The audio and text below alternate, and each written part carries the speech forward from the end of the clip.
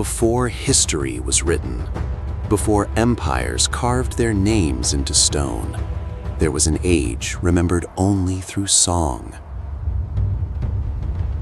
The ancient Greeks called it the Age of Heroes, a time when kings ruled by strength, warriors sought eternal glory, and the gods themselves walked dangerously close to mankind. This was not an age of peace. It was an age where honor outweighed life, reputation lived longer than flesh, and where a single insult could ignite a war that burned for generations.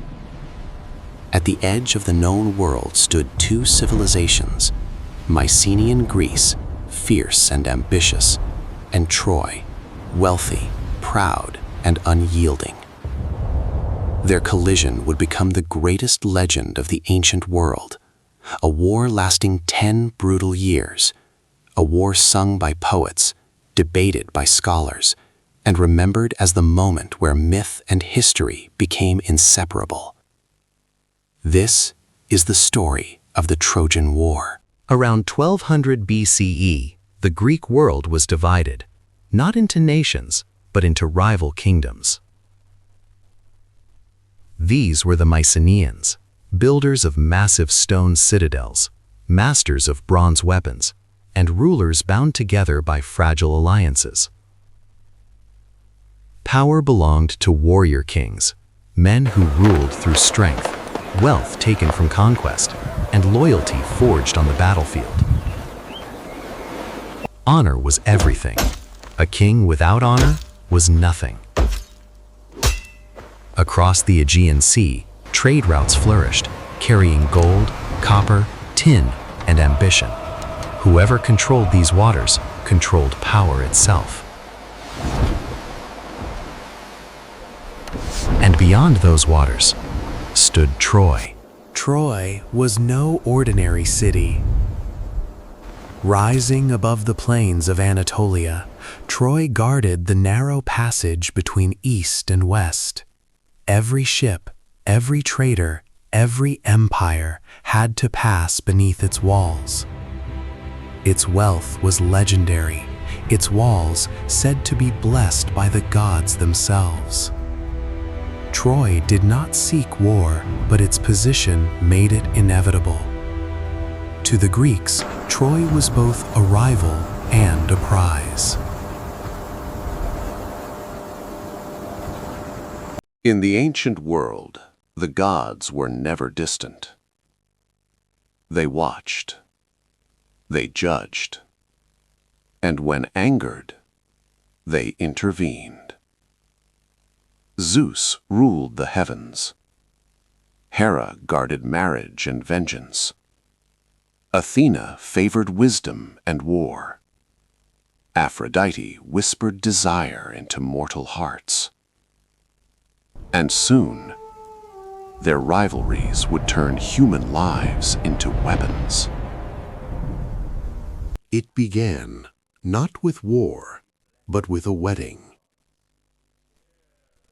Peleus, a mortal king, Thetis, a sea goddess. The gods gathered in celebration, all except one. Eris, goddess of discord, was not invited.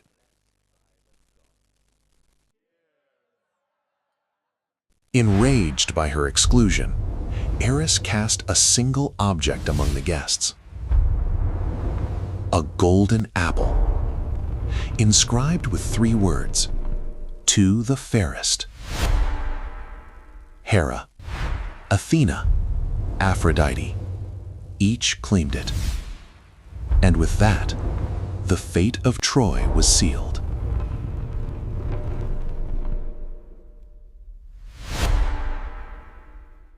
To prevent war among the gods, Zeus refused to choose the winner himself.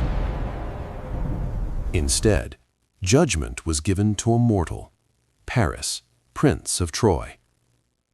Alone on Mount Ida, Paris stood before 3 goddesses, each offering a bribe more tempting than the last.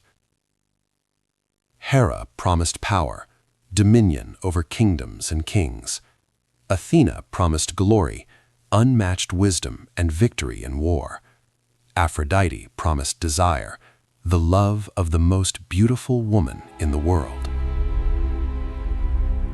Paris did not choose wisely. He chose love.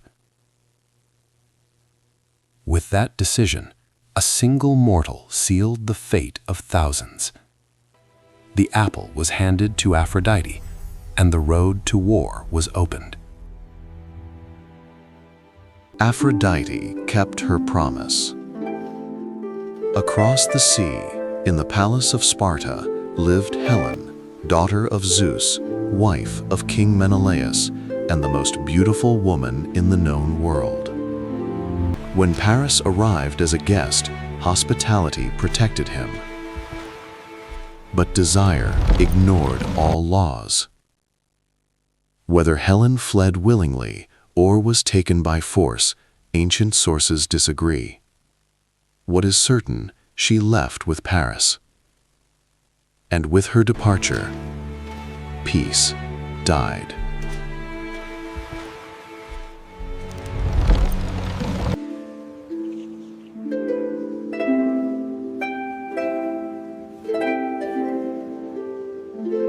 When Menelaus returned, his palace was empty.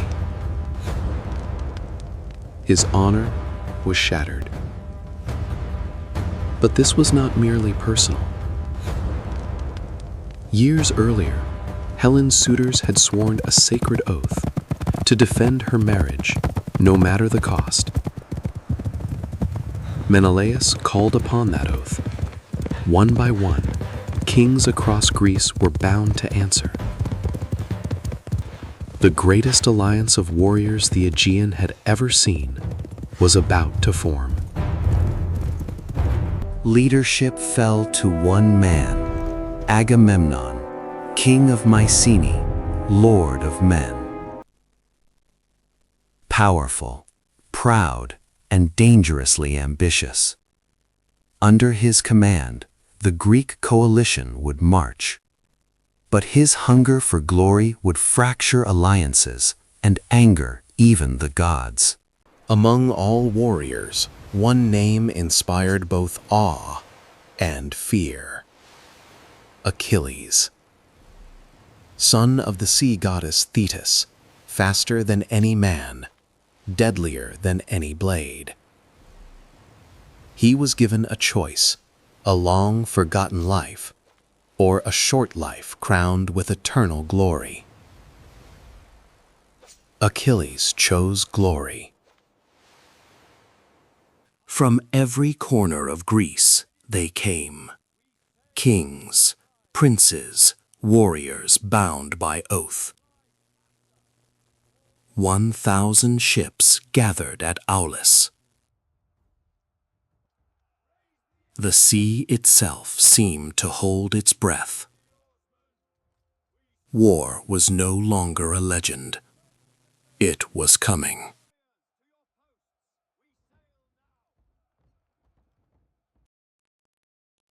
At the port of Aulis, the greatest force Greece had ever assembled waited in silence. Row upon row of wooden ships stretched beyond the horizon.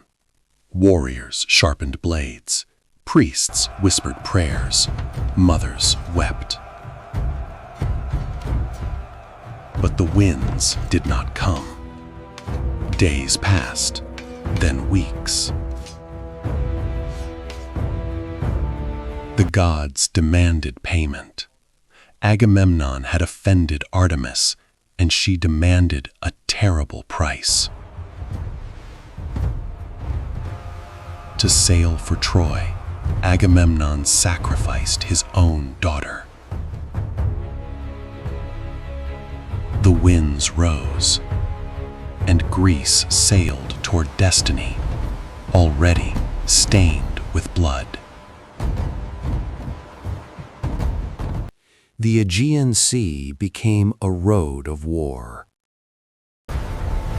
Storms battered the fleet. Oars split waves. Songs of home faded behind them. For many, this voyage would be one way. Ahead lay Troy, unknown, fortified, and waiting. When the Greeks reached Trojan shores, they did not find surrender. They found resistance.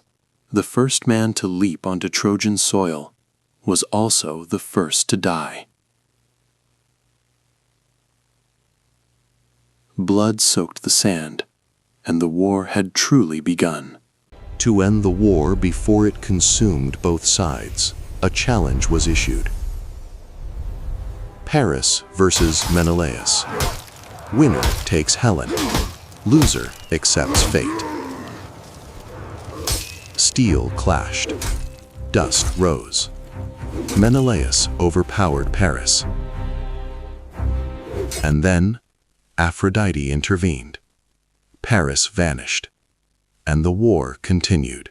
The truce shattered. Gods chose sides. Hera and Athena favored Greece. Aphrodite and Ares defended Troy. No battle was decided by men alone. Fate itself took the field.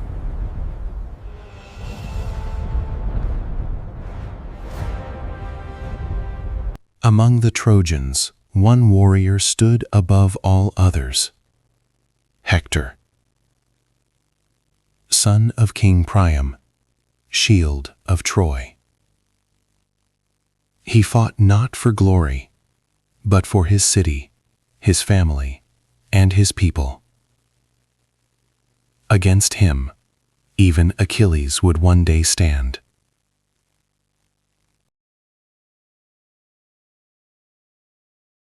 Victory should have followed victory, but pride stood in the way.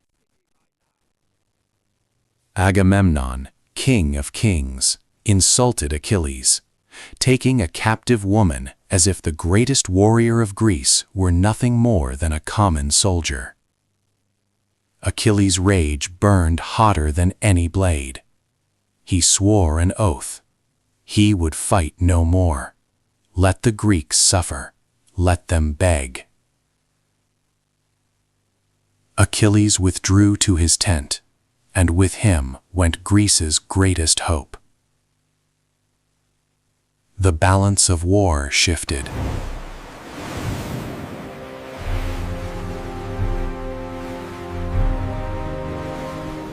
Without Achilles, the Greeks bled. Trojan forces surged forward. Hector led charge after charge, pushing the invaders back toward their ships. Greek shields shattered. Campfires burned under Trojan spears. The sea, once their path to Troy, now threatened to become their grave. Clad in Achilles' armor, Patroclus entered the battlefield. The Greeks rallied. The Trojans hesitated, believing Achilles himself had returned. Patroclus drove them back. Too far. Too fast. He forgot Achilles' warning. Do not chase glory. The gods intervened.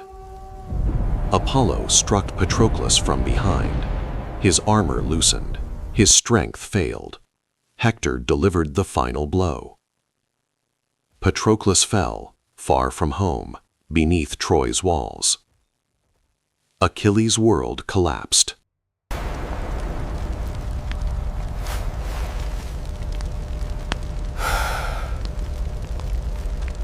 When Achilles learned the truth, he screamed.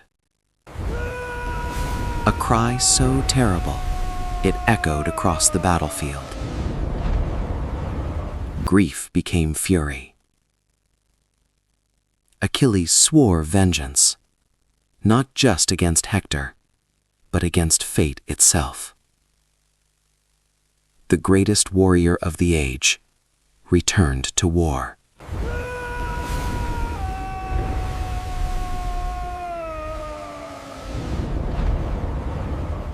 Before the gates of Troy, destiny waited. Hector ran, knowing the gods had abandoned him. Achilles chased, relentless, unstoppable. Steel met steel. Hector fell.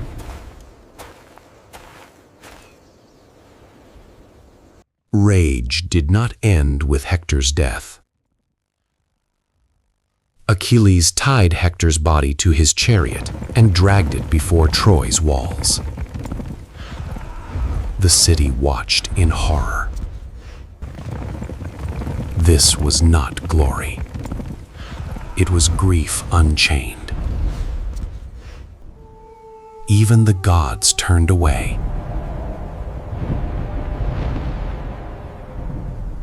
Guided by the gods, old King Priam entered the enemy camp alone. He knelt before Achilles, not as a king, but as a father. Achilles wept, and for one night, war was forgotten. Hector was gone. Troy's strength bled away. Prophecies whispered of doom. The gods had decided. Troy would fall, not by strength, but by deception. Unable to breach Troy's walls, the Greeks turned to cunning. A giant horse of wood, an offering, or a lie. Inside, the best warriors waited in silence. The Trojans argued. Some warned of danger. Others claimed victory. Pride drowned caution. The horse was pulled inside the city.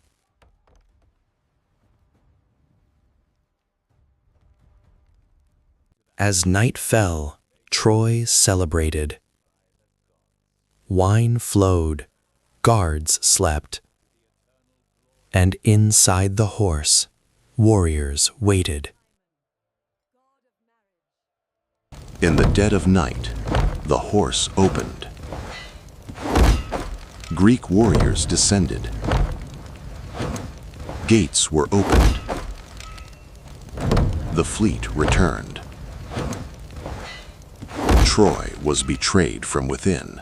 Fire consumed the city. Streets ran red.